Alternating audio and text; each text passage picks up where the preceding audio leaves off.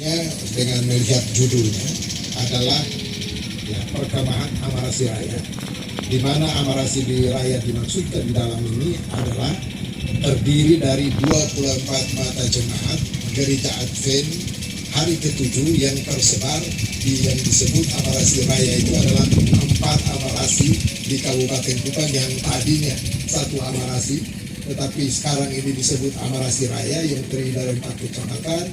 Mata jemaat ini mungkin tersebar di 4 kecamatan ini. Oleh karena itu disebut perkemahan Amarasi Raya yang terdiri dari 24 mata jemaat gereja Advent hari ke-7 di tempat ini. Di dalamnya isinya yaitu berkemah itu adalah ibu-ibu, anak muda, dan anak-anak semua yang hadir bersama kita di tempat ini.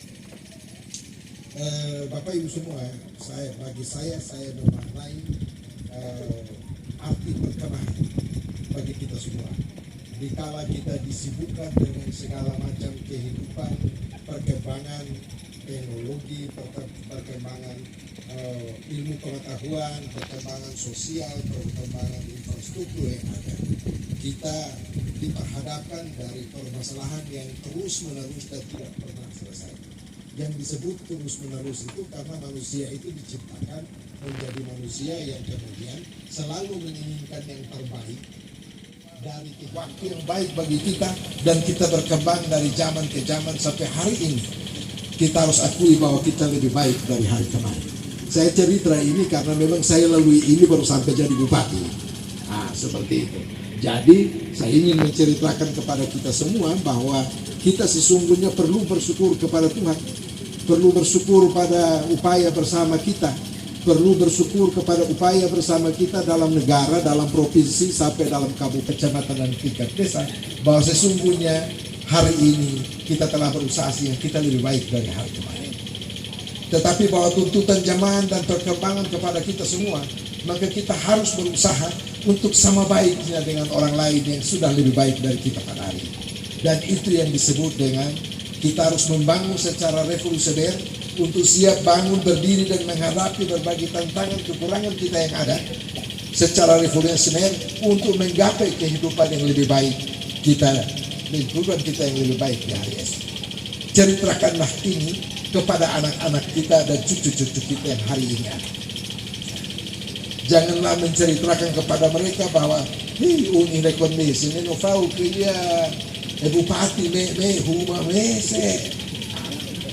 Mari kita belajar mensyukuri ini dan kita melihat bahwa sesungguhnya kita telah berkembang lebih baik dari hari kemarin.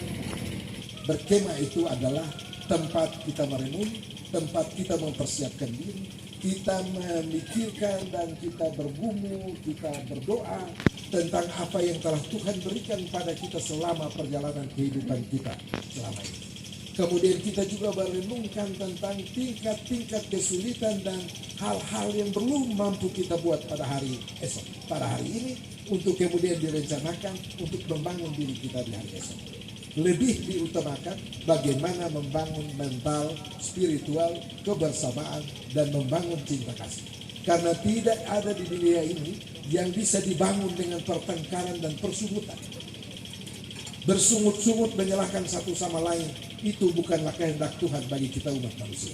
Bahwa tidak setiap orang jalannya itu tidak selamanya harus lurus. Kalau ibarat kita ini sedang berlayar untuk menggapai kehendak yang Tuhan berikan bagi kita, kita tidak pernah berlayar tanpa ombak. Ibarat kita melangkah dan berjalan untuk menggapai apa yang Tuhan tentukan baik bagi kita, sesungguhnya tidak ada perjalanan yang lurus saja. Dan oleh karena itu kita merenung untuk kemudian melihat jalan bagi kita semua. Setelah kita merenung, kita berusaha untuk meratakan jalan, meluruskan jalan bagi kerja-kerja bersama dengan cinta kasih untuk membangun diri kita menjadi lebih baik di hari depan. Dan itu sebetulnya doa kita. Bahwa sebentar apa yang disinggung oleh Pak Pendeta tadi, saya sudah sampaikan. Setiap orang ada waktunya menurut Tuhan. Tuhan berhak untuk membuka pintu bagi setiap orang, tetapi ada juga kehendak Tuhan untuk pada waktunya menutup pintu bagi setiap orang. Oleh karena itu berjalanlah dengan perasaan dan nilai yang kuat bahwa kita akan menjadi lebih baik, tetapi kita juga harus pasrah pada Tuhan. bahwa sesungguhnya kehidupan di dunia ini tidak ada orang yang jago. Kalau Tuhan berkehendak membuka, biar tantangannya berat, tetapi pintu akan terbuka bagi kita. Tetapi kalau kita sendiri menepuk dada kita bahwa kita bisa, percaya, begitu Tuhan menutup pintu itu, kita akan menyesali akan kehidupan kita, bahwa kita pernah berpikir seolah-olah kita dapat menentukan segalanya di muka bumi. Karena itu saya selalu menyampaikan ini kepada kita semua, bahwa ketika kita setiap orang kita diciptakan, kita diberi karya, dan kita diberi tugas masing-masing.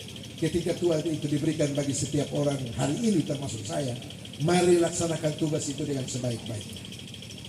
Toh pada waktunya nanti setiap orang akan ditentukan Tuhan untuk melaksanakan tugas-tugas itu ke depan. Ya.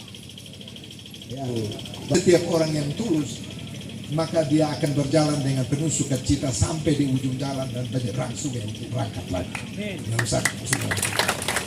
Tapi jangan menyangkali kata hati. Karena itu berjuanglah terus, selamat melaksanakan perkemahan ini. Berenunglah tentang perjalanan yang kita sudah lalui. Rumuskanlah langkah-langkah yang kita akan hadapi bersama di ke depan, dan bagilah peran untuk melakukan tugas. Bagi pengembangan iman dan spiritual, bapak-bapak imam, bapak-bapak pendeta, bekalilah keluarga kita, bekalilah anak-anak kita, bekalilah anak muda kita dengan iman dan spiritual. Karena itu, silakan Bapak Ketua Pembina Jemaat Advent Hari ke-7 Nusa Tenggara, lakukanlah pembekalan melalui kegiatan perkemahan ini, baik terhadap anak-anak kita, pemuda kita, dalam hal keterampilan untuk menggapai ekonomi yang lebih baik, dalam hal iman dan spiritual untuk memiliki ketahanan dalam menerima budaya dari daerah lain kepada kita. Ini semua memang perlu kita persiapkan anak-anak kita. Di sini di perkemahan ini juga orang belajar untuk mengikat cinta kasih dan persaudaraan. Orang belajar untuk saling menguatkan iman antar rumah tangga. Orang belajar untuk bergaul dan menganggap sesamanya yang sesama jemaat gereja Advent, mungkin dari daerah yang beda, yang lahir dari tempat tidur yang berbeda, yang lahir dari budaya yang berbeda, bisa kita satukan hanya dengan satu, dengan cinta kasih. Kita diajari untuk kita mengangkat mata kita dan melihatlah negeri kita. Karena kalau kita mau maju, bangunlah di mana negeri kau berpijak. Karena itulah potensi yang dikasih oleh Tuhan bagi kita semua. Belajarlah untuk tidak saling menyalahkan satu sama lain, tetapi belajar untuk melengkapi satu sama lain. Itu menjadi penting bagi kita semua di tempat ini. Saya kira ini yang bisa saya sampaikan pada kita semua, dan selamat melakukan perkemahan. Ya, semua.